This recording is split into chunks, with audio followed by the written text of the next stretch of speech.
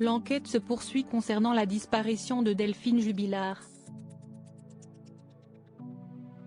L'infirmière de 33 ans, mère de 2 enfants, a été vue pour la dernière fois à Cagnac-les-Mines dans le Tarn et reste introuvable depuis le 16 décembre 2020.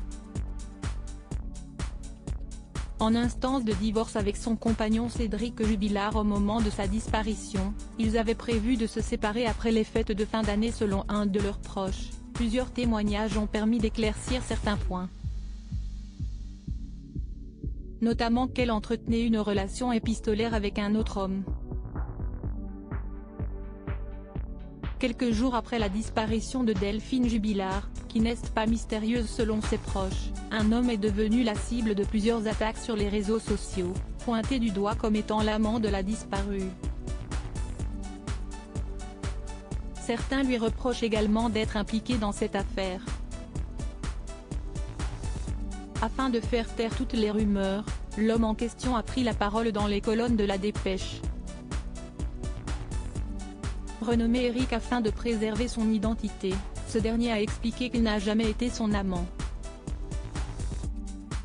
Chef d'une entreprise dans le Tarn âgé d'une trentaine d'années, il est lui-même père de famille.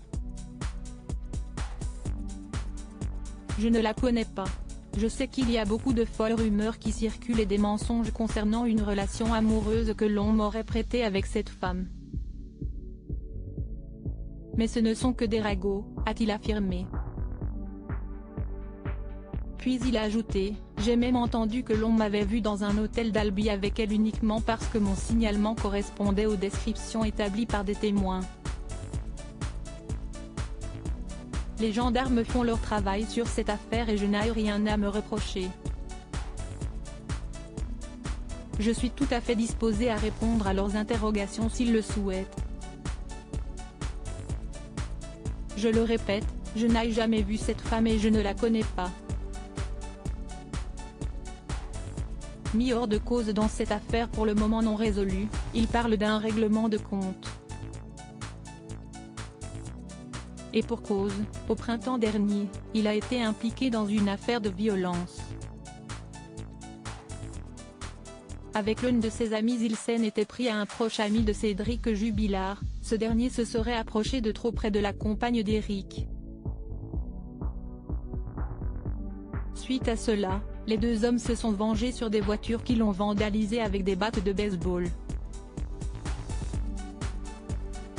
Parmi elles, la voiture du couple. Un pur hasard précise Eric, qui confie avoir été condamné à une peine d'amende devant le tribunal correctionnel d'Albi pour ces faits en novembre dernier.